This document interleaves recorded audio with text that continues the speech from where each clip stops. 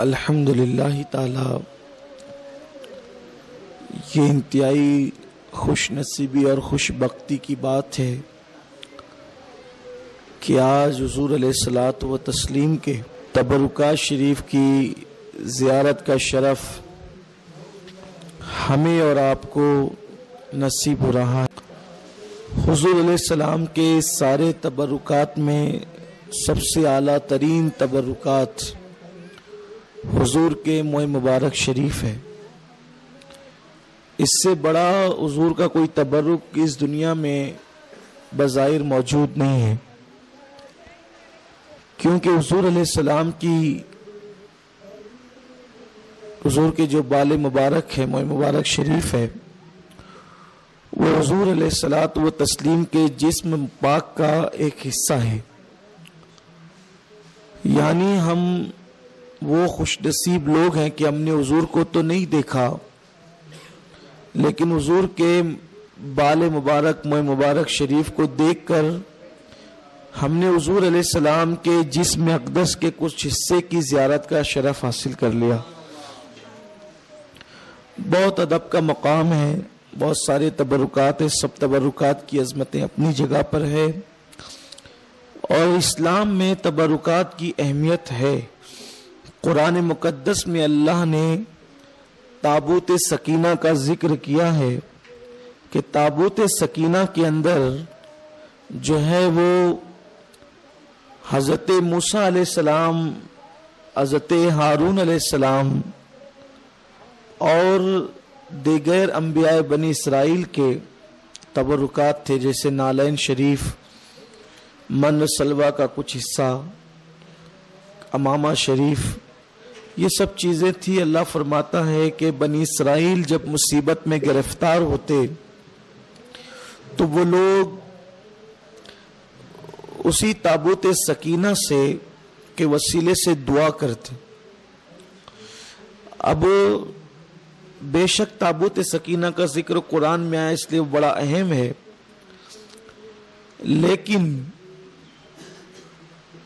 تابوت سکینہ میں حضرت ابراہیم، حضرت موسیٰ اور ہارون علیہ السلام کے تبرکات اور باقیات تھے۔ ہم کتنے خوش نصیب ہیں کہ ہمارے پاس جان موسیٰ، مصطفیٰ جان رحمت کے تبرکات موجود ہیں۔ انفاس العارفین میں یہ بات لکھی ہوئی ہے کہ حضرت شاہ ولی اللہ محدث دہلوی رحمت اللہ علیہ کے والد حضرت شاہ عبد الرحیم محدث دہلوی فرماتے ہیں کہ ایک دن میں بہت سخت بیمار ہوا، علالت عروج پر تھی۔ ایسے میں نے خواب دیکھا کہ کسی نے مجھے اطلاع کی کہ حضور علیہ السلام آپ کی عیادت کے لیے تشریف لا رہے ہیں، لیکن آپ کی چارپائی کی پائنتی جس طرف ہے حضور اس طرف سے آئیں گے تو تھوڑا سا پائنتی موڑ لیں۔ فرماتے میں نے پائنتی موڑ لیا، حضور تشریف لائے، اور آقا نے آ کر کے مجھ سے پوچھا، اے میرے بیٹے کیا حال ہے؟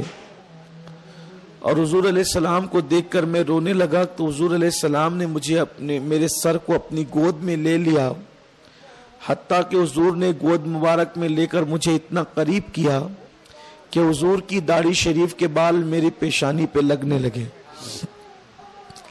فرماتے ہیں شاہ عبد الرحیم کہ میں نے حضور علیہ الصلوۃ و تسلیم کی بارگاہ میں جو ہے وہ شفا کا معروضہ پیش کیا، حضور نے توجہ فرمائی تو مجھے افاقہ ہوا۔ پھر میرے دل میں خیال آیا کہ حضور کی زلفیں کتنی خوبصورت ہے، اگر حضور اپنی داڑھی شریف کے بالوں میں سے کچھ بال مجھے عنایت کریں تو بڑی مہربانی ہوگی۔ بس یہ سوچنا ہی تھا کہ حضور نے اپنی داڑھی شریف پہ ہاتھ پھیرا، اس میں سے 2 منہ مبارک شریف نکلے، حضور نے مجھے دے دیا۔ میں نے سوچا کہ یہ کہیں مجھ سے گم نہ ہو جائے، کھو نہ جائیں، تو حضور علیہ الصلوۃ و تسلیم نے مجھ پہ توجہ فرمائی اور ارشاد فرمایا کہ یہ تمہارے پاس ہے۔ جب میری آنکھ کھلی تو میں نے چراغ منگوا کر کے دیکھا تو میرے پاس منہ مبارک شریف نہیں تھے، لیکن بہرحال جب اس کو تلاش کیا گیا تو فرماتے ہیں کہ تکیے کے نیچے وہ मोह मुबारक शरीफ मुझे मिल गए। फिर मैं उसको जान से ज्यादा अजीज रखता, उसको बतौर तबर्रुक रखता, उसकी जियारत कराता। फरमाते हैं कि एक दिन 3 लोग आए और आने के बाद उन लोगों ने कहा कि ख्वाब में हुजूर के मोह मुबारक शरीफ मिलना, कुछ इस बात की दलील तो नहीं है ना कि ये हुजूर ही के मोह मुबारक शरीफ हो। तो उन्होंने कहा, तीनों ने, कि हम इम्तिहान लेंगे कि ये हुजूर ही के मोह मुबारक शरीफ है। मैंने उनसे कहा, मुझे कोई इम्तिहान और आजमाइश की जरूरत नहीं है, मैं हुजूर के मोह मुबारक शरीफ के इम्तिहान और आजमाइश को बेअदबी तसव्वुर करता हूं। लेकिन जब बात बहुत ज्यादा बढ़ी तो फरमाते हैं कि मैं इस बात पे रजामंद हो गया कि ठीक है, चलो तुम इम्तिहान ले लो। तो फरमाते हैं कि मोह मुबारक शरीफ को जैसे ही बाहर निकाला गया तो कड़ाके की धूप थी, लेकिन जैसे ही मोह मुबारक शरीफ को धूप में ले जाया गया, बादल मोह मुबारक शरीफ पे साया करने लगे। एक ने मान लिया, दोनों ने कहा ये इत्तेफाक है, एक बार फिर करो। एक बार फिर किया, फिर बादल मोह मुबारक शरीफ पे साया करने लगे।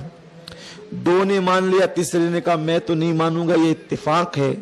तीसरी बार फिर लाया गया और तो मोह मुबारक शरीफ पे बादल साया करने लगे। तीसरे ने भी मान लिया।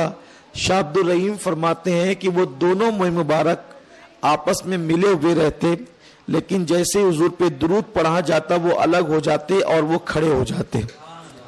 तो हुजूर के मोह मुबारक शरीफ के मौजज़ात आज भी जाहिर है। अल्लाह ताला हमें इसकी बरकतों से माला माल फरमाए।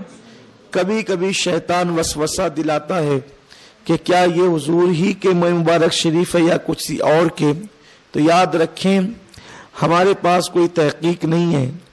अगर कोई कह दे ये हुजूर के मोह मुबारक शरीफ है, हमें उसका एहतराम और ताज़ीम करना चाहिए। जो हुजूर के मोह मुबारक शरीफ से बरकतें मिलती है उससे हमें वो बरकतें नसीब हो जाएगी। अल्लाह ताला मोह मुबारक शरीफ की बरकतें हमें नसीब फरमाए।